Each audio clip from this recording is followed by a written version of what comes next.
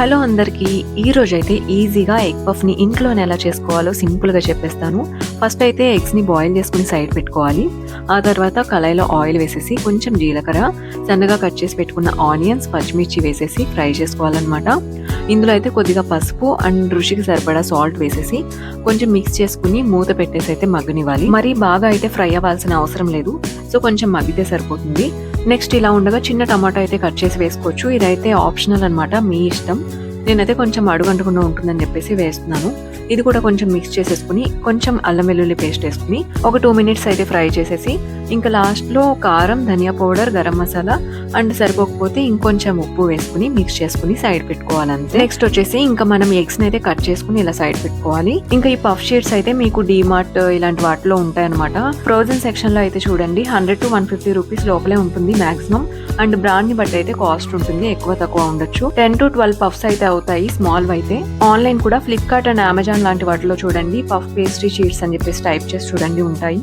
ఇంకా ఈ షీట్స్ అయితే ఫ్రిడ్జ్ లోంచి తీసిన వెంటనే ఇలా కట్ చేయకుండా ఒక 15 minutes అయితే సైడ్ పెడితే కొంచెం ఆరుతాయి అనమాట. వాటిని అప్పుడు మనకు కావాల్సిన సైజ్ లో కట్ చేసుకుని మనకు కావాల్సిన షేప్ లో అయితే ఇలా కర్రీ పెట్టేసి ఎగ్ పెట్టేసి చేయొచ్చు. మీరు ఇదే ప్లేస్ లో వెజ్ అండ్ చికెన్ మనకు కావాల్సిన కర్రీ ఏదైనా సరే వేసుకోవచ్చు. నాకైతే ఎగ్ పఫ్ ఇష్టం, అందుకే నేను ఎగ్ పఫ్ చేశాను. మీకు ఏ పఫ్ ఇష్టమో కామెంట్ లో చెప్పండి. ఇంక ఇలా అయితే రెడీ చేసేసుకుని మనం ఆయిల్ తో లేదా వాటర్ తో అయితే ఇలా అతికించవచ్చు అనమాట. ఇంకా తర్వాత మీకు కావాలితే ఎగ్ ని కూడా బీట్ చేసుకుని పైన స్ప్రెడ్ చేయొచ్చు అనమాట, షైనీగా ఉంటుంది.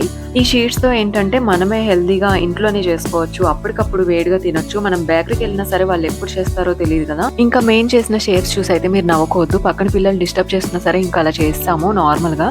ఇంకా వీటిని అయితే మనం ఓవెన్ లో పెట్టుకోవాలన్నమాట. 10 to 15 minutes బేక్ అయితే సరిపోతుంది. గోల్డెన్ కలర్ లోకి వస్తే అయిపోయినట్టే. అండ్ ఓవెన్ లేని వాళ్ళ పరిస్థితి ఏంటి అని మీకు అనిపిస్తే కామెంట్ చేసేయండి, అది కూడా ఎలా చేయాలో నేనైతే నెక్స్ట్ వీడియో పోస్ట్ చేసేస్తాను.